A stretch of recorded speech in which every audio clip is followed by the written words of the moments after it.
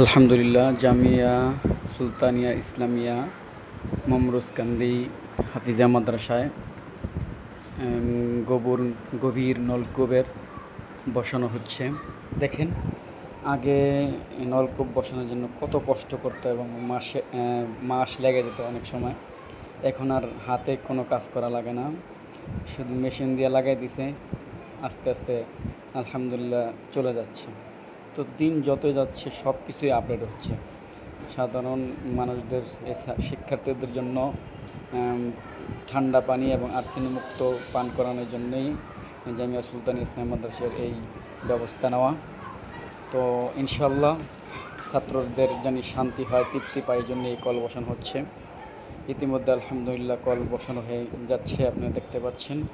আসলে সুন্দর একটা জিনিস অল্প সময় করানো হয়, তখন সবারই ভালো লাগে।